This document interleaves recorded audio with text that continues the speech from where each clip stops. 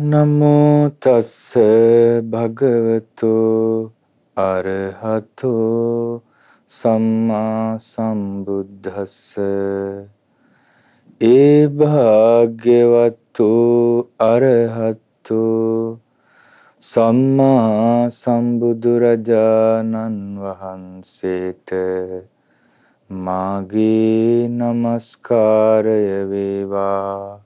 සාදු සාදු සාදු. අපට මේ දහම් මඟ පෙන්වා වදාළ අපගේ ගුරු දේවෝත්තම අතිපූජනීය පින්වත් ලොකු ස්වාමීන් වහන්සේට අප සියලු දෙනාගේම නමස්කාරය වේවා. සාදු සාදු සාදු. ලංකාවාසී ලෝකවාසී ගරුතර මහා සංඝරත්නයන් අවසරයි. ශ්‍රද්ධාවන්ත කාරුණික පින්වතුනි,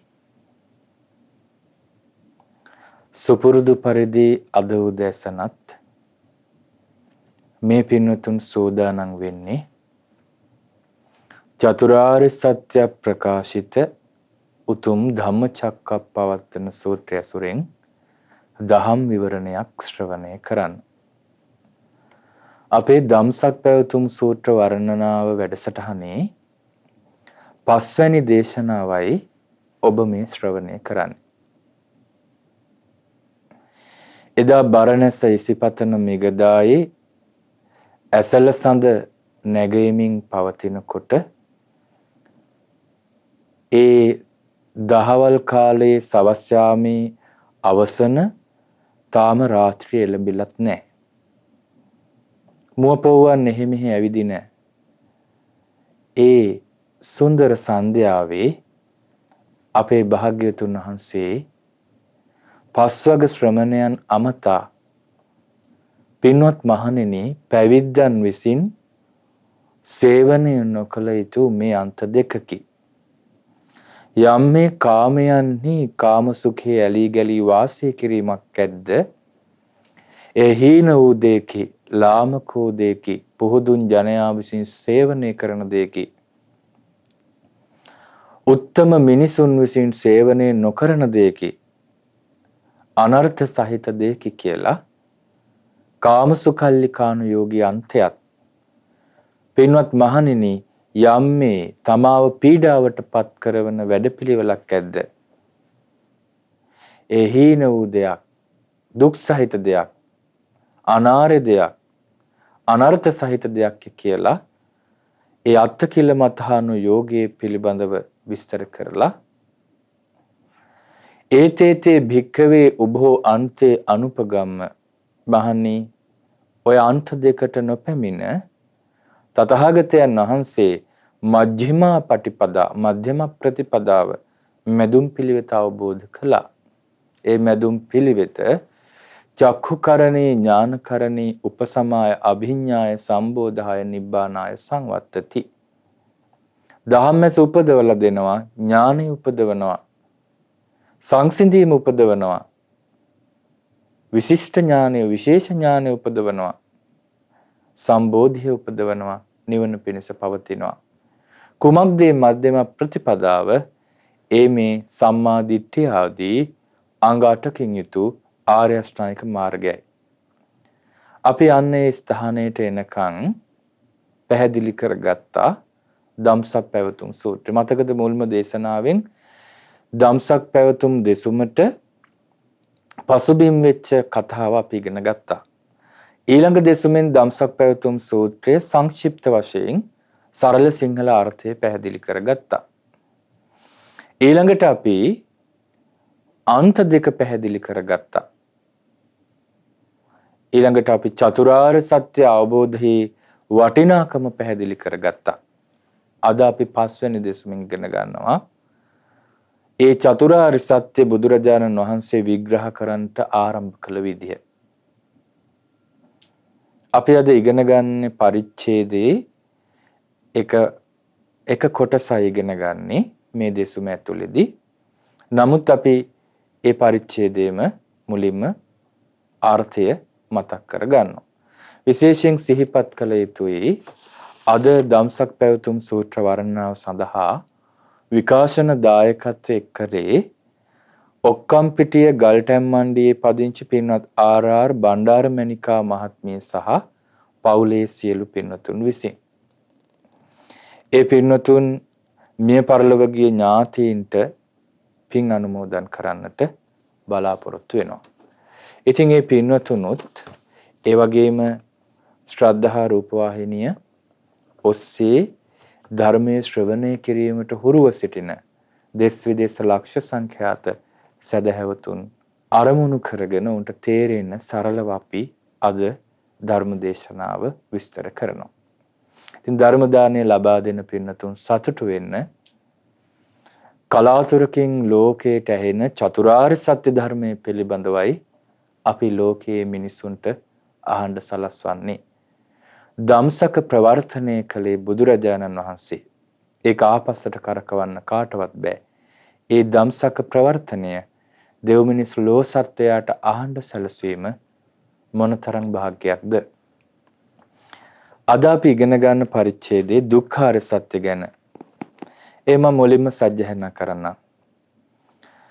ඉදං කෝපන භික්ඛවේ දුක්ඛං අරිය සත්‍යං ජාතිපි දුක්ඛා ජරාපි දුක්ඛා ව්‍යාධිපි දුක්ඛෝ මරණම්පි දුක්ඛං අපේහි සම්පයෝගෝ දුක්ඛෝ පේහි විපයෝගෝ දුක්ඛෝ යම් පිච්ඡං නලභති තම්පි දුක්ඛං සංඛිත්තේන පංචුපාදානක් ඛන්ධා දුක්ඛා. ඒ සිංහල අර්ථය පින්වත් මහණෙනි මෙය වනාහි දුක නම් වූ ආර්ය සත්‍යයයි.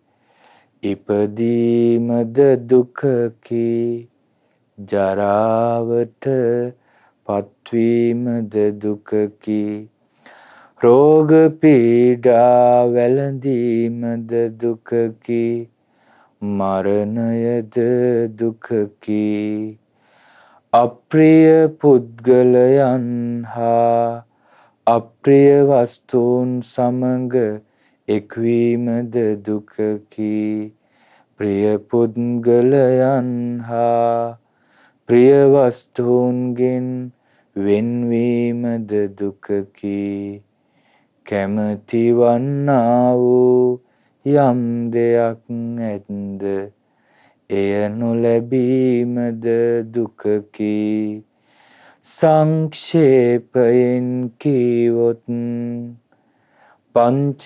උපාදානස්කන්ධයෝම දුකකි. පින්නතුනි අපි ඉගෙන ගත්තේ ධම්සක් පැවතුම් සූත්‍රයේ දුක්ඛාර සත්‍ය බුදුරජාණන් වහන්සේ සංක්ෂේප වශයෙන් විස්තර කළ විදිය. මේක උද්දේශයක්. උද්දේශයක් කියලා කියන්නේ කෙටියෙන් අරුත් කැටි කොට වදාළ කරුණක්. මේ තමයි දුක නම් වාර සත්‍ය. පස්වග භික්ෂූන් වහන්සේලා කවදාවත් මෙවැනි කතාවක් අහලා තිබෙන්නේ නැහැ. ඔබ හිතන්න ඔබ ඉගෙන ගත්තනේ භාග්‍යතුන් වහන්සේ දුෂ්කර ක්‍රියා කරපු කාලය බෝධිරාජ කුමාර සූත්‍රය ඇසුරින්. එතකොට මේ දුෂ්කර ක්‍රියා කරපු කාලේ අවුරුදු 6ක් ජම්බුද්වීපයේ එකල අනුගමනය කරපු සෑම විමුක්ති මාර්ගයක්ම අවිහිංසාවාදී සෑම විමුක්ති මාර්ගයක්ම මහබෝසතාණන් වහන්සේ සිද්ධාර්ථ ගෞතම බෝසතාණන් වහන්සේ බෝධිසත්වයන් වහන්සේ පුරුදු කළා. පුරුදු කරලා තමයි මේ નિසරු බව තේරුම් ගත්තේ. එහෙම ඒ නොයෙක් සිය ගණන් දහස් ගණන් සාධුවරු ආජීවකයෝ පරිබ්‍රාජකයෝ තාපසයෝ ජටිලයෝ නිගණ්ඨයෝ විවිධය ඇසුරු කරද්දිත් මේ වනාහි දුක නම් වාර සත්‍යයි කියලා කිසිම ශ්‍රමණයෙක්ගෙන් බ්‍රාහ්මණයෙක්ගෙන් මහබෝසතාණන් වහන්සේට අහන්න ලැබුණේ නැහැ. ඒ නිසා බුදුරජාණන් වහන්සේම තමයි මේ ලෝකයේ තියෙන ප්‍රශ්නය අර්බුදය හඳුනගත්තේ. ඒ ආර්ය සත්‍යයක් බව දේශනා කළේ. ආර්ය සත්‍යයක් කියන්නේ උතුම්ම උතුම් ඇත්ත. ආර්ය සත්‍ය වල ලක්ෂණ තියෙනවනේ. තතමේතං. ඒක ඒ විදිහටම වෙනවා. අවිතතමේතං. ඒක බොරුවක් වෙන්නේ නැහැ. අනඤ්‍යතමේතං. ආන්‍ය ස්වභාවයකටපත් වෙන්නේ නැහැ. ඕක දුක, ඔය දුක නම් වූ ආර්ය සත්‍ය ඕක කියලා කිව්වට ඕක නෙමෙයි මෙන්න මේකයි කියලා අන්‍ය වූ දුක්ඛාර සත්‍යයක් පනවන්න පුළුවන් කමක් නැහැ. ඒ અભීත සිංහනාදයක්. පින්වතුනි බුදුරජාණන් වහන්සේ නමක් කලාතුරකින් ලෝකයට පහළ වෙලා කවුරුත් කියපු නැති කතාවක් උගන්වනකොට මොනතරම් අභියෝගයෙන් නැද්ද? හැබැයි කිසිම කෙනෙකුට මේ අවුරුදු 2600ක ඉතිහාසය තුළ කරුණු සහිතව ප්‍රතික්ෂේප කරන්න බැරි වුණා. නෑ ඕක දුක නම් වූ ආර්ය සත්‍ය ඕක කිව්වට ඕක විතරක් නෙමෙයි මෙන්න මේකත් එකතු කරන්න ඕනේ. මේකට අයින් කරන්න ඕනේ. නෑ ඔහොම එකක් නෑ කියලා කියන්නේ මෙච්චර තාක්ෂණික ලෝකෙ දියුණු වෙලා තිබ්බත් බලන්නකො සාමාන්‍යයෙන් පින්වතුනි මේ වසංගත කාලෙත් එක්ක යුද්ධයක් හටගත්තා නම් ලෝකෙට ඕන තරම් අවියාවද තියෙනවා. හැම රටකින්ම කියයි මෙහෙම අපි පරිශන කළා. දැන් මේ අස්සෙත් දැන් මහමුහුදේ අපේ රටට ස්වභාවිකව නැව්ගිනි අරගෙන යම්කිසි හේතුන් මත නැව්ගිනි අරගෙන අපේ ස්වභාවික වෙරළ තීරය විනාශ වෙලා යනවා. එතකොට ඒ ගැන අපි දුක් වෙනවා. ඒ ගැන ලෝකයක් කතා වෙනවා. පරිසර වේදිනුත් කතා වෙනවා. ඒ අස්සේ තව බලවත් රටවල් මුහුද මැද විශාල පිපිරීම් ඇති කරවලා විශාල ජල කම්පන ඇති කරවලා විවිධ කම්පන ස්වභාවයන් ඇති කරලා ඔවුන්ගේ යුද ශක්තිය අනාගතයේ වර්ධනය කර ගැනීම පිණිස ඒ නැවවල ඔරොත්තු දීමේ හැකියාවමයි නෝ.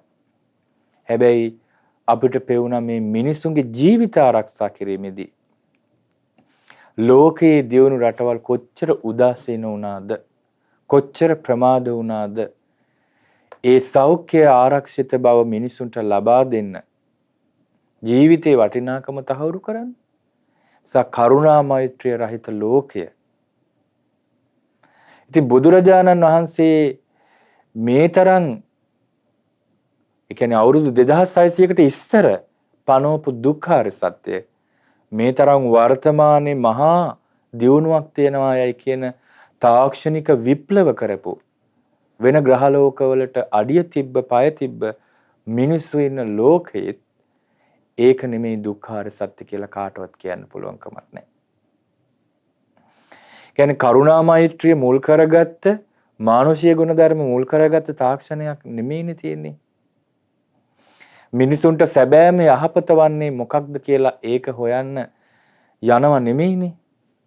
බල තණ්හාවෙන් බල කෑදර කරමින් දැන් සාමාන්‍යයෙන් මේ ලෝකයේ තියෙන ප්‍රශ්නය අපි ගමකට ගමු. ගමේ ඉන්නවා ධනවත් පවුලක්. ඒගොල්ලෝ ගොඩක් කාලයක ඉඳලා ධනවත්. හැබැයි මේ මිනිස්සු ධනවත් උනේ ධාර්මිකව නෙමෙයි. අනිත් මිනිසුන්ගේ දේවල් කඩා වඩාගෙන දැන් ඒගොල්ලෝ තාප්ප ගහගෙන කඩා වඩාගෙන උසට මාලිගා හදාගෙන දැන් ඇතුළට වෙලා ඉන්නවා. ඒගොල්ලෝ තවත් අර දුප්පත් මිනිසයාගෙන් හෝරා කකා ඒගොල්ලන්ගේ ඇතුලේ වත්කම දියුණු කරගන්නවා. හැබැයි ඒගොල්ලෝ බලවත් කියලා ලෝකෙට පෙන්වනවා. ගමට පෙන්වනවා. හැබැයි ගමේ මිනිස්සු කවුරුවත් ඔහු වර්ණනා කරනවද? අගය කරනවද? සත්පුරුෂ මිනිස්සු කවදාවත් ඔහුව අගය කරනවද? නමුත් පුදුමේ කියන්නේ ඒ වගේ ස්වභාවයක්මයි ලෝකේ තියෙන්නේ. හැබැයි ලෝකේ මිනිසුන්ට පුළුල් චිත්‍රය අර වගේ සරල චිත්‍රයකට අරගෙන තේරුම් ගන්න බැරි නිසා සැබෑ දියුණුවක් හැටියට යහුවා දක්වනවා.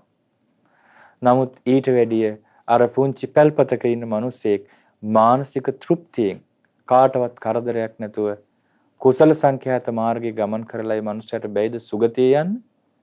නිවන අවබෝධ කරගන්න? ඒ නිසා මේ වර්තමානයේ මොනතරම් දියුණු වුණත් බුදුරජාණන් වහන්සේ ලෝකේ දැකපු දැක්මෙන් අංශුවක්වත් ඔවුන්ගේ කෝණයට අහු වෙන්නේ නැහැ. හැබැයි ඔවුන්ට තේරෙන භාෂාවෙන් අපිට මේ ධර්මයේ කියන්න පුළුවන් වෙච්ච දවසට ඔවුන් තේරුම් ගනීවි ඉන්දියාවේ පහළ වෙච්ච අවුරුදු 2600කට පෙර පහළ වුණ ඒ මිනිසයා මොනතරම් සත්‍යයක් මේ ලෝකයට උගන්වලා තියෙනවද කියලා. අවසනාවකට අන්‍යාගම් නම් ලෝකේ තියෙනවා. නමුත් ඒවා අන්‍යාගම් හැටියට දකින්නවනේ. නමුත් බුදුරජාණන් වහන්සේගේ ඉගැන්වීම බුද්දිසම් බුද්ධ ධර්මයේ හැටියට ලෝකයට යන්නේ ගොඩක් වෙලාවට මේ චතුරාර්ය සත්‍ය ධර්මය ගැන කියවෙන සැබෑ ථේරවාද ධර්මයේ නෙමෙයිනේ. සැබෑ රත්තරන් මුණ නොගැහෙනකොට මේ ඉමිටේෂන් රත්තරන්, ඩුප්ලිකේට් රත්තරන් හැටියට මිනිස්සු පළඳින්න පටන් ගන්නවා. ඒ ව්‍යාජ රත්තරන් ලෝකේ පහළ වෙච්ච දවසට සැබෑ රත්තරන් වල වටිනාකම නැතුව යනවා. ඒ වගේ බුද්ධ ආගම බුද්ධ ධර්මයේ වේශයෙන් බෞද්ධ දර්ශනයේ වේශයෙන් ලෝකයේ වෙන වෙන මත පහළ වෙලා ඒ බෞද්ධ පිරුවටේම වැහිලා ඒ ආගම් ප්‍රචාරය වෙනකොට සත්‍ය හොයන මිනිස්සයා අසරණ වෙනවා. අපේ වාසනාවකට අපිට මේ ධම්සප්පවතුන් සූත්‍රය මේ ත්‍රිපිටක ධර්මය අපේ රහතන් වහන්සේලා ග්‍රන්ථාරූඪ කළ නිසා අද ලෝකයේ යම් කෙනෙක් නිවැරදි ධර්ම ඉගෙන ගන්නවා නම් ඒ සිංහල මහරහතන් වහන්සේලාට පිං සිද්ධ වෙන්න. උන්වහන්සේලා ඒ ධර්මයේ ග්‍රන්ථාරූඪ කළේ නැත්නම් අද ලෝකේ ධර්මයේ නැහැ. ඉතින් මේ තල්පත් විරුවලයි මේ ධම්සප්පවතුන් සූත්‍රය මම හිතන්නේ සූත්‍ර දේශනා වලින් වැඩියෙන්ම ලියලා තියෙන දේශනාවක් ධම්සප්පවතුන් සූත්‍රය. ඒ තරම් පරණ පුස්කොළ පොත්වල අදටත් පන්සලක් පාසා අදටත් හම්බෙනවා. දැන් එංගලන්තයට ගෙනහිලා තියෙන ඒ පුස්කොළ පොත්වලත් ධම්සප්පවතුන් සූත්‍රය බොහෝ ප්‍රමාණයක් තියෙනවා. ඒ ධම්සප්පවතුන් සූත්‍රය හරියට සන්න ලියලා තියෙනවා. ඒ කියන්නේ මේ සිංහල තේරුම් අර්ථ විවරණ.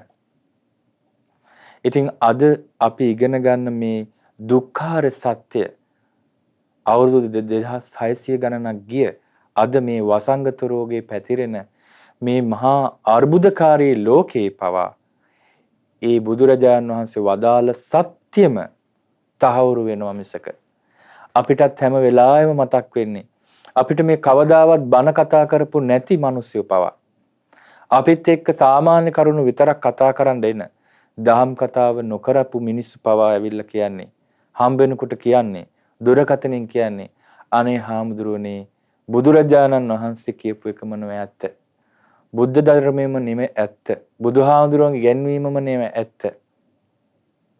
හැමෝගෙම ඇස්සරෙනවා. ඒ නිසා චතුරාර්ය සත්‍ය පණිවිඩය අපි හොඳට ඉගෙන ගන්න ඕනේ. ඉපදීමද දුකකි. ජරාවටපත් වීමද දුකකි. ව්‍යාධිය රෝග පීඩා වැළඳීමද දුකකි. මරණයද දුකකි. අපි අද ඉගෙන ගන්නේ ඉපදීමේ දුක.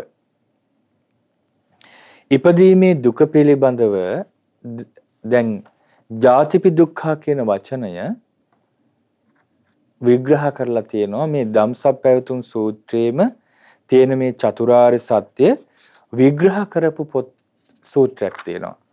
ඒ දේශනාව දේශනා කළේ අපේ සාරිපුත්ත මහරහතන් වහන්සේ. සච්ච විභංග සූත්‍රය. ඒ සච්ච විභංග සූත්‍රයේ ඉපදීමේ දුක විස්තර කරලා තියෙනවා. අපි මේ පිරුවානා පොත් වහන්සේගෙම සච්ච විභංග සූත්‍රය ඔබ කියවලා ඇති, සජ්ජායනා කරලා ඇති, ඉගෙනගෙන ඇති. අපි ඕන තරම් සච්ච විභංග සූත්‍රය පිළිබඳව දේශනාවන් පවත්වලා තියෙනවා. ජාතිපි දුක්ඛ කතමං චාඋසෝ ජාති ප්‍රිය ආයුෂ්මතුනි ඉපදීම නම් කුමක්ද?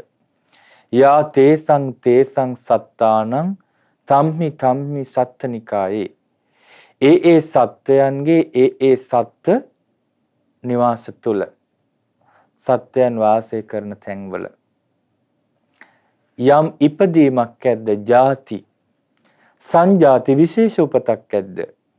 ඔක්칸ති මව් කුසක එහෙම නැත්නම් බිත්තරයක් තුල බැස ගැනීමක් ඇද්ද? අබිනිබ්බට්ටි විශේෂ උපතක් ඇද්ද? ඒ කියන්නේ සංසේදජ ඕපපාතිකාදී ජාති සංජාති ඔක්කාන්ති අබිනිබ්බන්ති කන්දානං පාතු භාවෝ පංච උපාදානස්කන්ධයේ පහළ වීමක් ඇද්ද ආයතනානම් පටිලාභෝ ආයතනයන්ගේ පහළ වීමක් ඇද්ද අයං උච්චතා උසෝ ජාති ප්‍රියාශ්මතුනි මේ වනාහි ඉපදීම වේ. එතකොට ජාති කියන වචනය ඉපදීම කියන වචනයේ නොඑක ආකාරයේ ස්ථානවල නොඑක අයුරින් විග්‍රහ වෙනවා. ජාතිය කියලා දැන් අපි අද ජාතිය කියන්නේ මේ නැෂනලිටි කියන එකට මේ ඒකත් ඒ කාලෙත් පාවිච්චි කරා. චරණං පුච්චමා ජාතිං පුච්ච හැසිරීම විමසන්න ඉපදීම විමසන්න එපා. එහෙම කියලා ජාතිය ගැන කියනවා. ඊළඟට ශාකියා ජාති, ශාක්‍ය ජාතිය, ශාක්‍ය වංශය කියන එක, ශාක්‍ය කුලය කියන එක. එහෙම ජාති අදහස් ජාති කියන වචනයෙන් විවිධ අදහස් ධර්මයේ තුල සඳහන් වෙනවා. මෙතන සඳහන් වෙන්නේ ඉපදීම.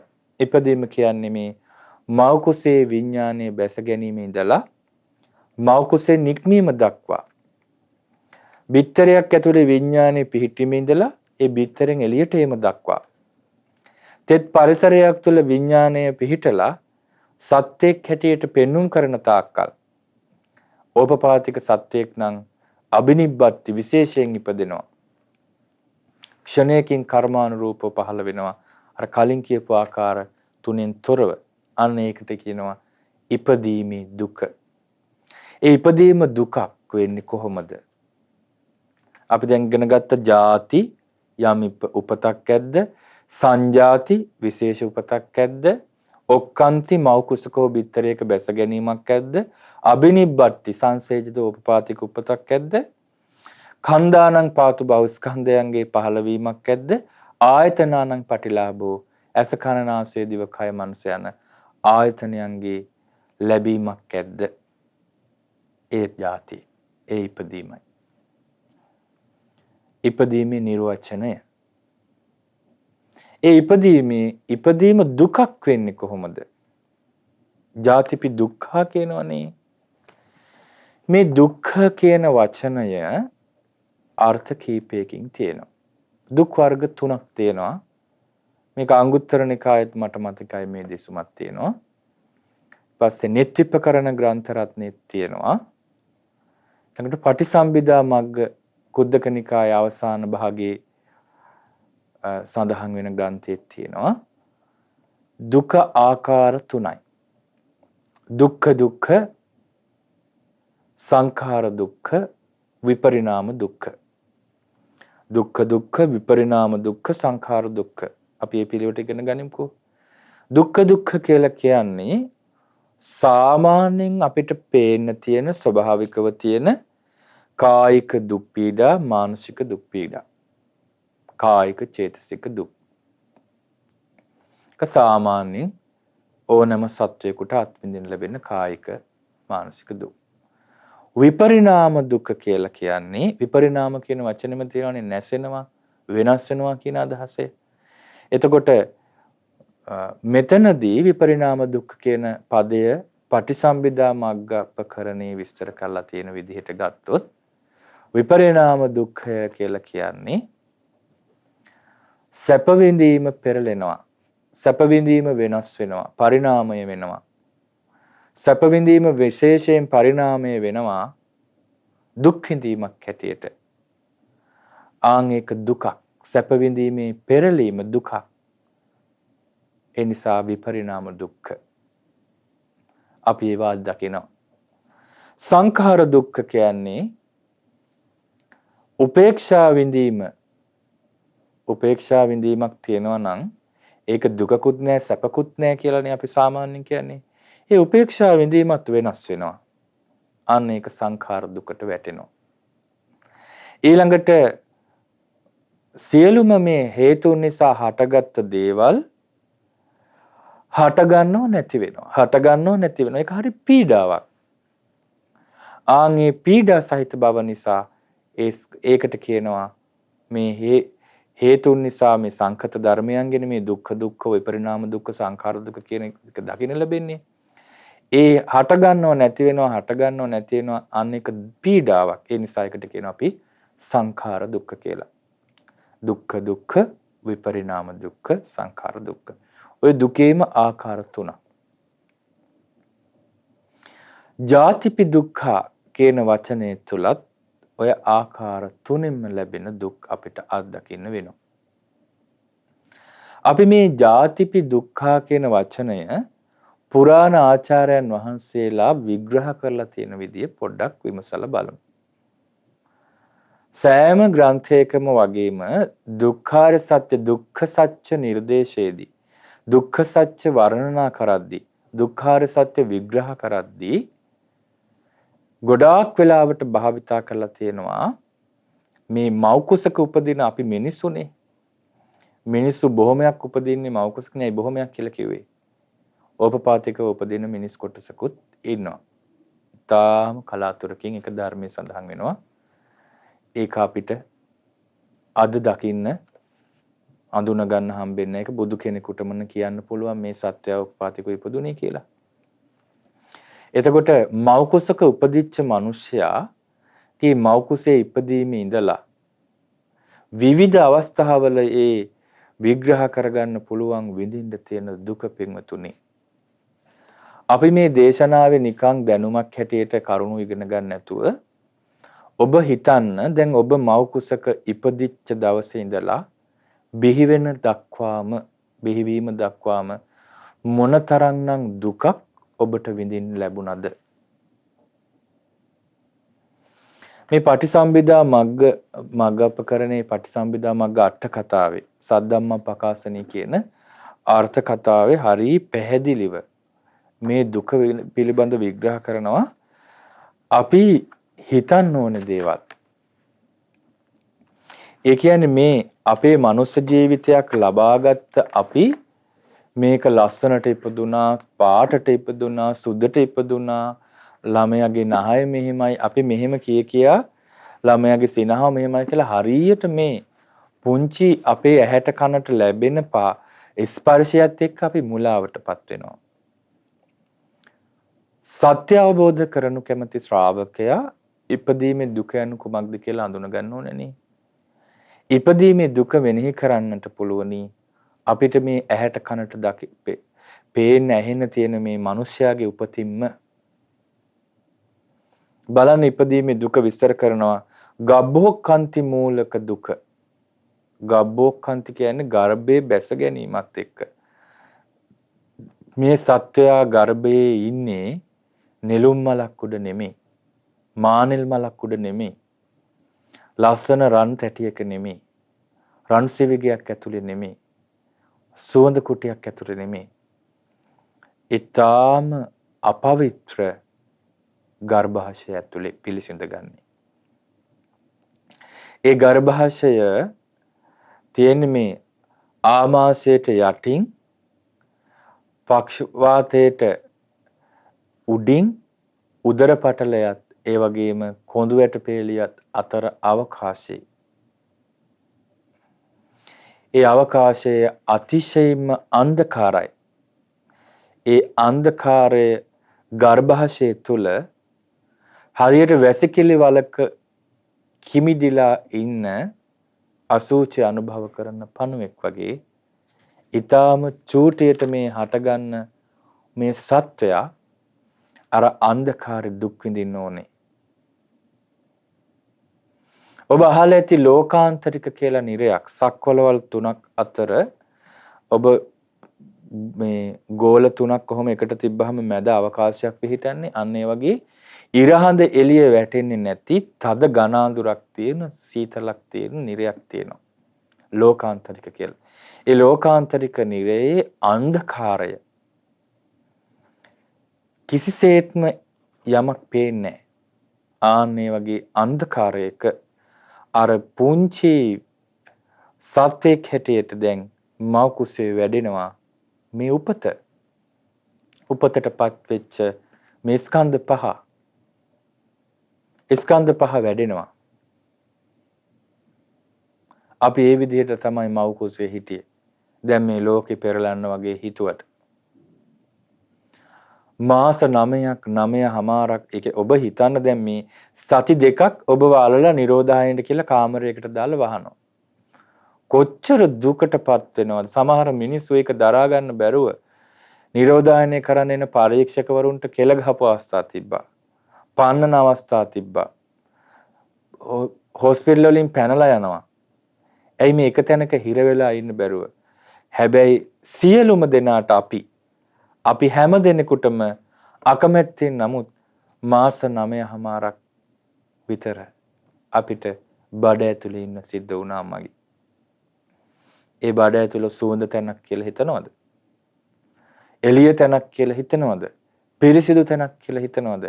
මේ ඔක්කොම ඉපදීමේ දුක. මේ ඉපදීම දුකක්මයි.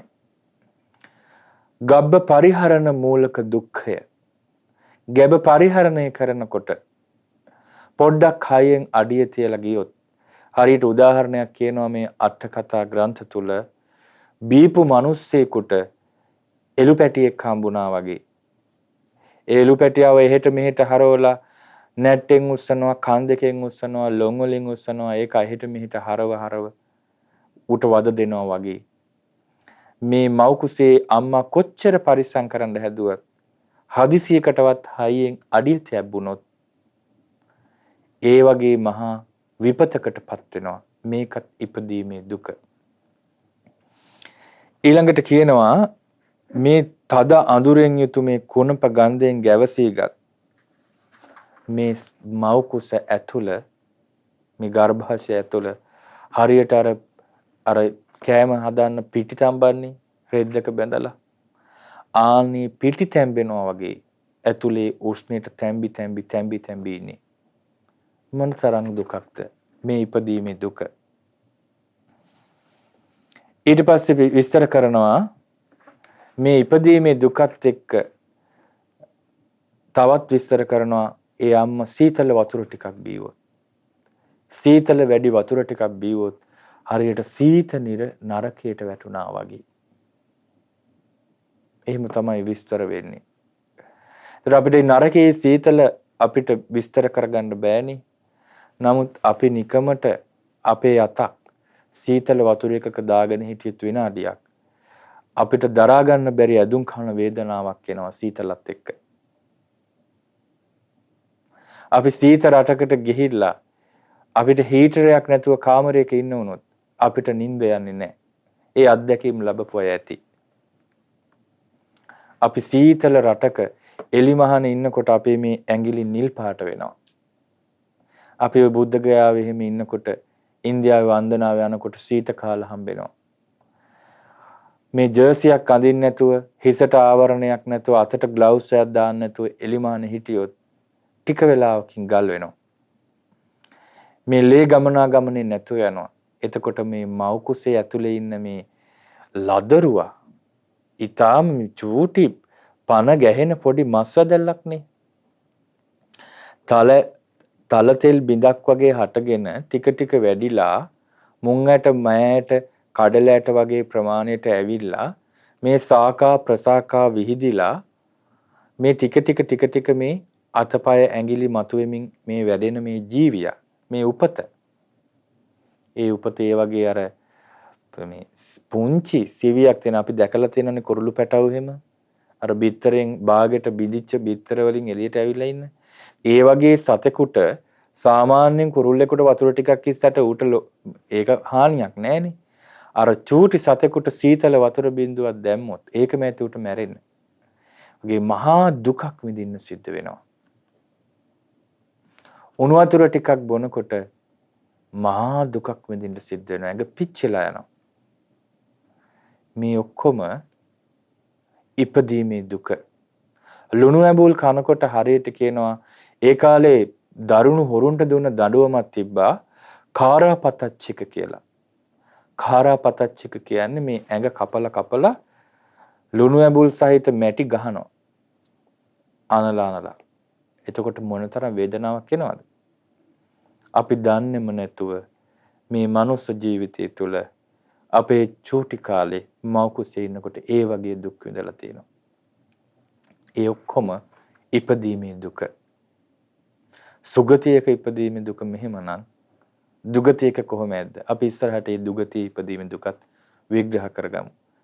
දැන් අපි ඉගෙන ගත්තා ගබ්බෝක්ඛන්ති දුක, ගබ්බ පරිහරණ මූලක දුක්ඛය, ගබ්බ විපත්ති මූලක දුක්ඛය. සමහර විට මේ මව් කුසෙන් දරුවා බිහි වෙනකොට ගැබ හිර වෙනවා. රාංගුලිමාල ස්වාමීන් වහන්සේ දැකපු අම්ම වගේ මූඩ ගර්භ මාතාවක් ගැබ හිර වෙනවා. සමහර විට ඒ දරුවා එළියට එනකොට ඒ පෙකණි වැල බෙල්ලේ තිලා. එතකොට මේ බෙල්ල හිර වෙලාම යනවා. මේ සියදිවි හානි කරගත්තා වගේ මව් කුස ඇතුලේ. ඒ ඔක්කොම ඉපදීමේ දුක. සමහර විට මේ මව් කුසෙන් හරියට දරුවා බිහි කරගන්න බැරි අම්මලාගේ බඩ කපන්න වෙනවා. සමහරට දරුවා භාගයක් ඇවිල්ලා එතකොට ඒ දරුවා බිහි වෙන ස්ථානය කපන්න කොටන්න වෙනවා. ඒ ඔක්කොම ඉපදීමේ දුක. එතකොට ඊළඟට විජායන මූලක දුක්ඛය. බිහි කිරීමත් මුල් කරගත්ත දුකක් තියෙනවා.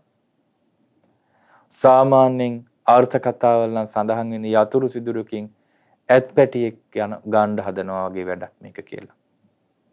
සාමාන්‍යයෙන් විද්‍යානුකූලවත් කියනවා ඊටා දැඩි පහරකින් ඇට කුඩු වෙලා යන තරමේ පහරක් ගහනවා වගේ තමයි අම්මට දැනෙන වේදනාව දරුවෙක් බිහි කරද්දී. ඒක අර ඩෙසිබල් වලින්ද කොහෙද ඒකේ මිම්ම කියනවා මට ඒක හරියට මතක නැහැ. නමුත් මේ අට කතාවල සඳහන් වෙන්නේ යතුරු සිදුරකින් ඇතෙක් අදිනවා වගේ වැඩක්. මේක ඒ තරම් දැඩිව කියලා තියෙන්නේ ඒ තරම් මේ දුක ප්‍රබලයි.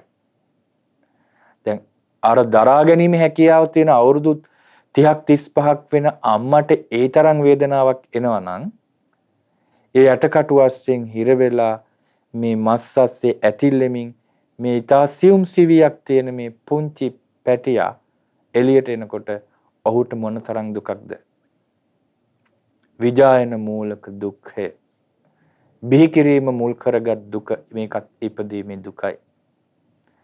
මාතු කුච්චිතෝ බහි නික්ඛමන මූලක දුක්ඛය. ඒ විතරක් නෙමේ මව් කුසින් බැහැරට නික්මුණාට පස්සෙත් ඒ නික්මීමත් එක්කම තව දුක් ගොඩක් එනවා. අර සෙම්සොටු පිහලා දානවා. අයින් කරනවා. අද නම් ගත්ත ගමන් සමහර විට ළමයා හුස්ම ගන්න නැත්තම් අර නර්ස්ලා දරුවගේ කකුල් දෙකෙන් අල්ලලා ඔළුව යටපැත්තට හරවලා පිටට ගහනවා. එතකොට මේ සාමාන්‍ය මිනිස්සෙකුට පිටට ගහන එකයි අර ඉපදිච්ච ගමන් දරුවෙකුට පිටට ගහන එකයි කොච්චර පරතරයක වේදනාවයි දරුවා අඬවන්න එපා. අපි hina වේගෙන බිහි වුණා නෙමෙයිනේ. ඒ විදිහේ ඒ දුකේ අඩුම විදිහට විඳින්නේ බෝසත් කුමාරවරු විතරනේ. එතකොට අපි ඔක්කොම මහා දුකක් විඳලා මව් කුසින් බිහි වෙලා තියෙන්නේ. අර සෙම්සොටු රෙදි කෑලි වලින් පිහදානකොට, වතුරෙන් හොදනකොට, අතින් පිරිමදිනකොට, හැම අයින් කරනකොට, අර උඩ මැරිච්චාම අයින් කරනකොට ඒ දුක අපිට දරා ගන්න බැරි තරම් මහා දුකක් විඳින ඒ ඔක්කොම ඉපදීමේ දුක. හරියට දැලිපිහියකින් සෝරනවා වගේ. ඒ පුංචි බිලින්දට දැයෙන්නේ අත්ූපක්ඛම මූලක දුක. ඒ විතරක් නෙමෙයි මේ ඉපදීමේ දුකක් එක්ක බැඳිච්ච තියෙනවා. මේ ඉපදිච්ච නිසාම මේ දුකෙන් අත් මිදෙන්න ඕනේ කියලා හරියට තමන්ගේ සිරුරට දුක් දී ගන්නවා. ඒවත් සමහර මේ දුකෙන් මිදෙන්න කියලා සැප ලබන්න කියලා දුක් විඳිනවා. ඊළඟට වෘතානුගමනය කරන්න දුක් විඳින මේ ඔක්කොම අත්ූපක්ඛම තමාගේම ආත්මය පෙළා ගන්නවා. තමම උපක්‍රම කර ගන්නවා. ඒකත් ඉපදීමේ දුක ගණයට බැරනවා. පරූපක්ඛම මූලක දුක්ඛය. අන් අය විවිධ විදිහ අඩන්තේට්ටම් කරනවා. හිංසා පීඩා කරනවා. ඒ ඔක්කොම ඉපදිච්ච නිසා. වැරදි වලට අහු වෙලා දඬුවම් දෙන ඒ ඔක්කොම ඉපදිච්ච නිසා.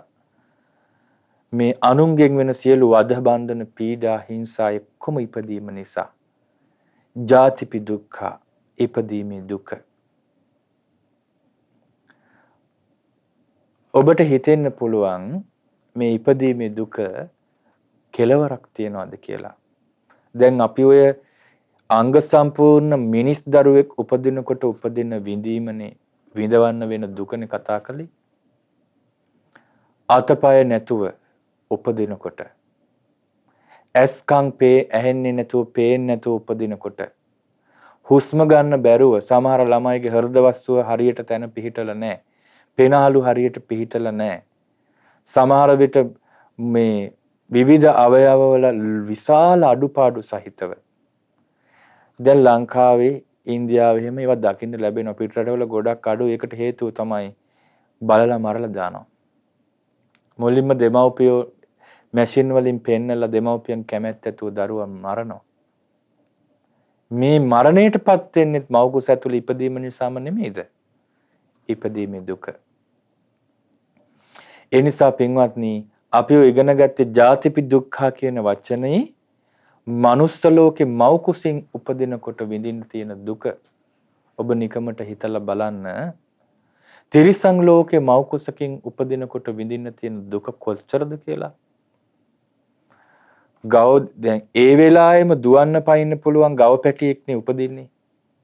ගව දෙනකට මම දැකලා තියෙන පුංචි කාලේ අපේ ගෙවල් ළඟ වත්තක එක ගව දෙනකට ඉපදුනා ඔලු දෙකේ පැටියෙක්.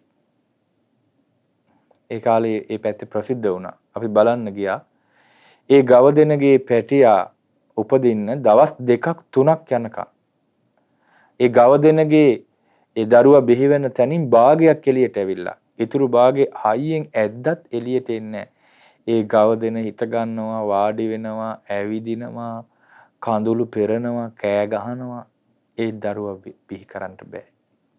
ඒ ඉපදීමේ දුක ඒ මවට එච්චර දැනෙනවා නම් මේ එහෙට මෙහෙට දුවන හිතුවක්කාරකම් කරන ගව දෙනට එච්චර දැනෙනවා නම් අර මොනවත් දන්නේ නැති අලුත උපදින ගව පැටියට කොච්චර දැනෙන්නේ නැද්ද? ඇත්තටම කොච්චර දැවුනද කියනවනම් ඒ පැටියා මැරිලා ඉපදුනේ. ඒ වේදනාව දරා ගන්න බැරුව. ඒ ඔක්කොම ඉපදීමේ දුක.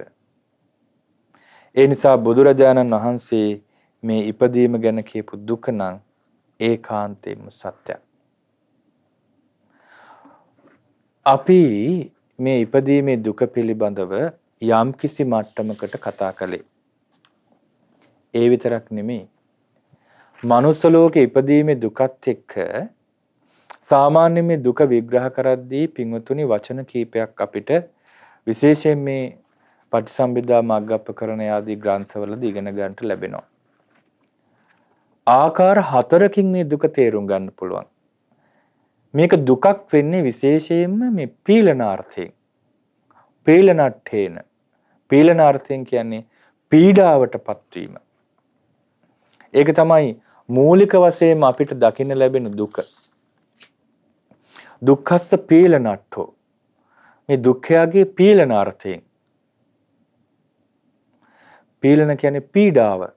පුදුම පීඩාවක් මේ ඉපදීමත් එක්ක බැඳිලා තියෙනවා. ඒ විතරක් නෙමෙයි පීලනාර්ථයෙන් සංකතට්ඨෝ සංකතාර්ථයෙන්.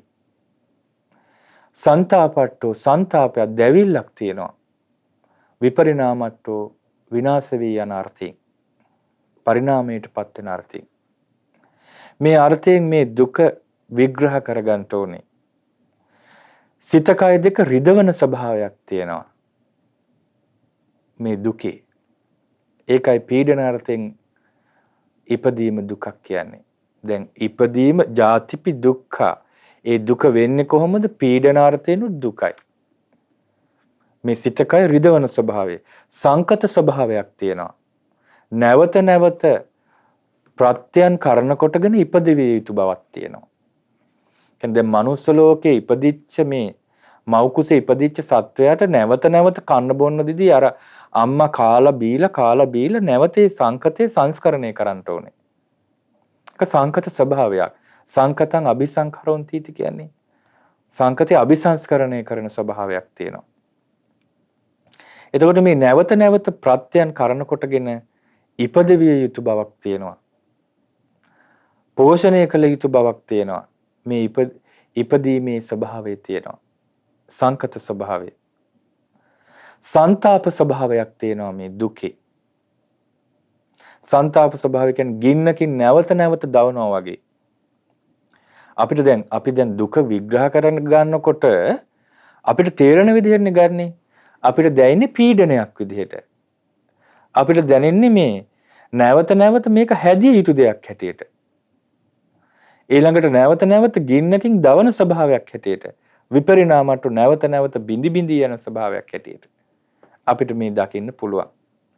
එතකොට මනුෂ්‍ය ලෝකෙත් ওই ලක්ෂණ මනුෂ්‍ය උපත තුල ওই පීඩන ස්වභාවය, සංකත ස්වභාවය, සංతాප ස්වභාවය, විපරිණාම ස්වභාවය දකින්න ලැබෙනවා.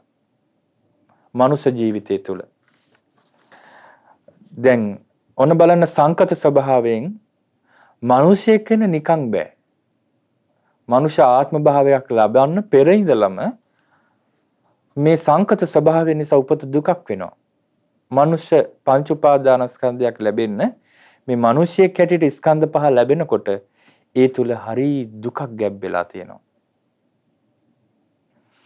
නොඑක් පින්දහම් කරලා නොඑක් විදියට හිත කැමති වෙද්දිත් ඒ වගේ වළක්වගෙන යහපතේ හැසිරලා තමයි මනුෂ්‍ය ආත්ම භාවයක් ලබන්න තියෙන්නේ. ඒ උපදවා ගැනීම පහසු දෙයක් නෙමෙයි. මනුෂ්‍ය ආත්ම භාවයක් පිණිස කර්මයන් මුහු කරවීම කියන්නේ ඒක ඒ සංස්කරණය කිරීමට ඒ සංකත ස්වභාවයේ සකස් කරගන්න ප්‍රත්‍යයන් සැකසෙන්න විඳින්න වෙන දුකක් තියෙනවා.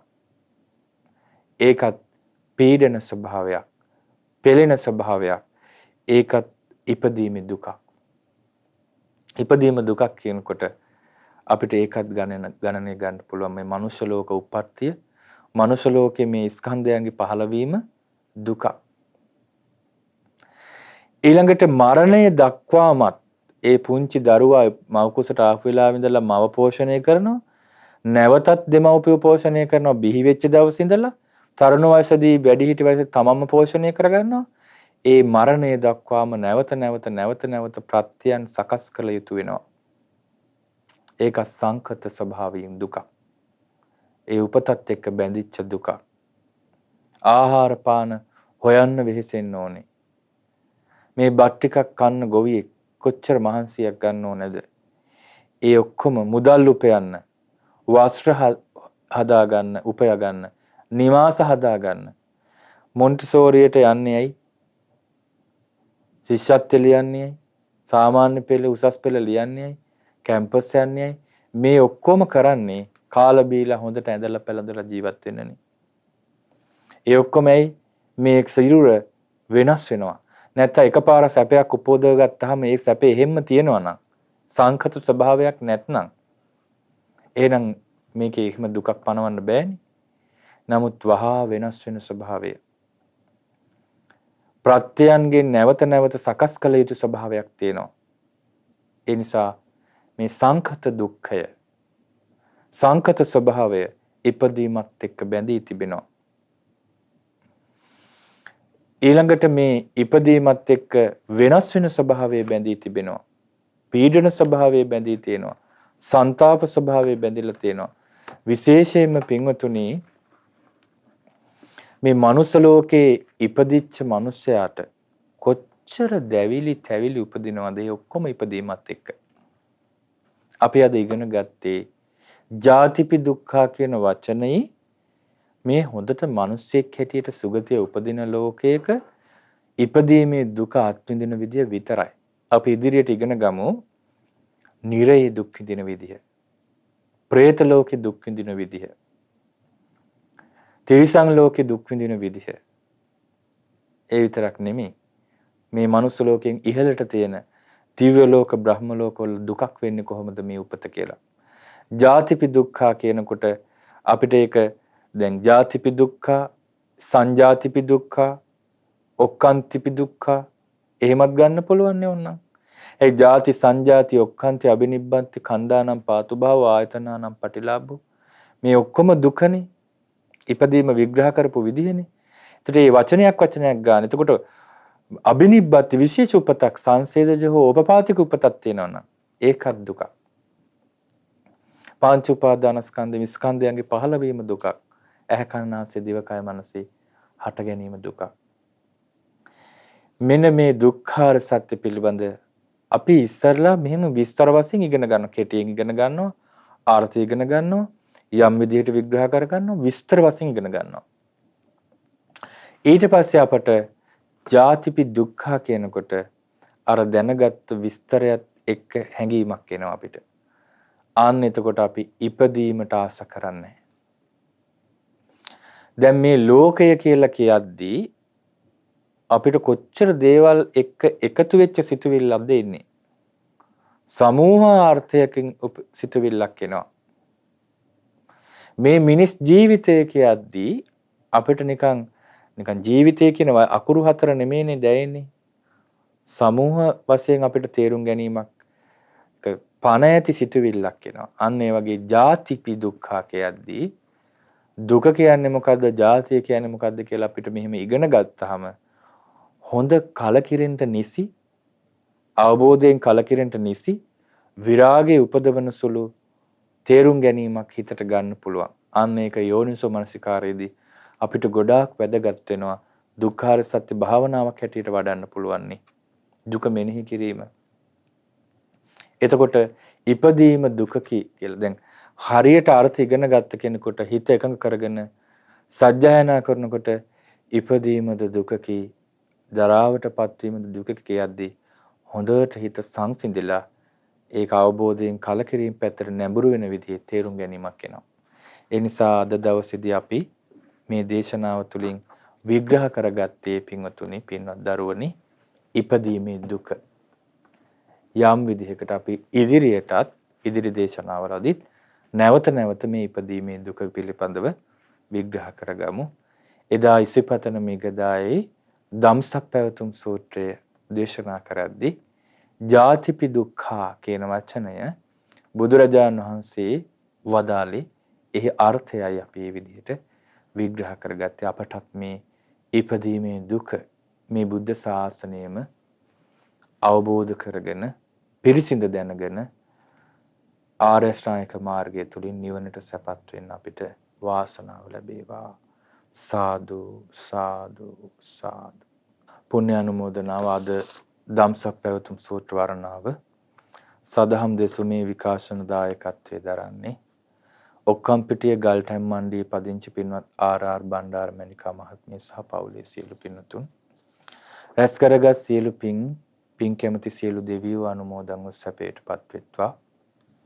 අපගේ ගුරු දේවෝත්තම පින්වත් ලොකු ස්වාමීන් වහන්සේට අනුමෝදන්ව දීර්ඝායු සම්පත් සැලසේවා ධර්මාබෝධයට උපකාර වෙත්වා.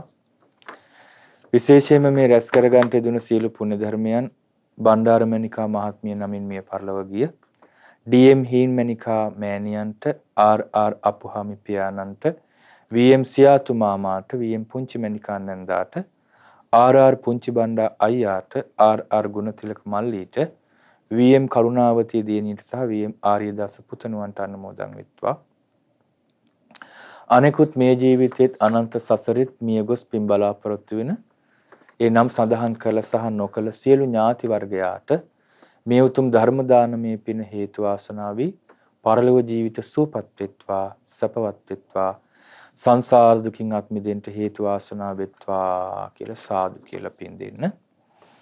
ඒ වගේම සුජීවත්ව සිටින ආර්.ආර්. බණ්ඩාර මණිකා මහත්මියට සහ වී.එම්. හීම් බණ්ඩා මහත්මයා ඇතුළු වී.එම්. කරුණාසේන පුතණුවන්ට ඒ වගේම වී.එම්. ජයතිලක පුතණුවන්ට වී.එම්. ජයසුන්දර පුතණුවන්ට පුංචි මණිකා නංගීට සහ සුදු බණ්ඩා මල්ලී ඇතුළු පවුලේ සියලු ඥාති හිත මිත්‍රාදීන්ට මේ පින්බලයෙන් තෙරුවන් සරණින් නිරෝගී සුව දීර්ඝායුෂ ලැබේවා.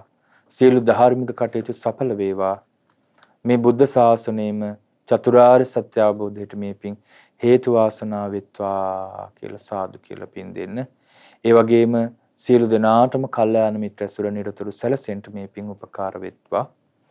මහමෙවුනා වාසී සියලු පින්වත් ස්වාමින් වහන්සේලාට පින්වත් අනගාരികා මෑණියන් වහන්සේලාට පැවිදි අපේක්ෂක දූ පුතුන්ට ශ්‍රද්ධා කාර්ය මණ්ඩලයට ඒ වගේම විශේෂයෙන් නිරතුරු ධර්ම දානයන් සිදු කරන ශ්‍රද්ධා ධර්ම දාන සමාජිකාවන් ඇතුළු නිවෙස්වල සිට ධර්ම ශ්‍රවණය කළ ඔබ හැම දිනාටත් දායකත්වයේ දරූ සියලු පින්තුන් ඇතුළු සෑම දිනාටම තෙරුවන් සරණින් මේ පින් බලයෙන් නිරෝගී සුව දීර්ඝායුෂ වෙත්වා. සිතන පතන කරන කියන සියලු දැහැමි කටයුතු සඵල වේවා. මේ බුද්ධ ශාසනය තුලදීම උතුම් චතුරාර්ය සත්‍ය අවබෝධයෙන් අමා මහ නිවනින් සැනසෙන්න මේ පින් හේතු වාසනා වෙත්වා. චිරං තිට්ඨතු ලෝකස්මින් සම්මා සම්බුද්ධ ශාසනං තස්මින් සගාරවා නිච්ඡං හොන්තු සබ්බේපි පානිනෝ සාදු සාදු සාදු. හැම දිනාට තෙරුවන් සරණයි. නමෝ බුද්ධාය. මෙවැනි වටිනා ධර්මදේශනා ශ්‍රවණය කිරීමට ශ්‍රද්ධා ඩේලි YouTube චැනලය සබස්ක්‍රයිබ් කරන්න.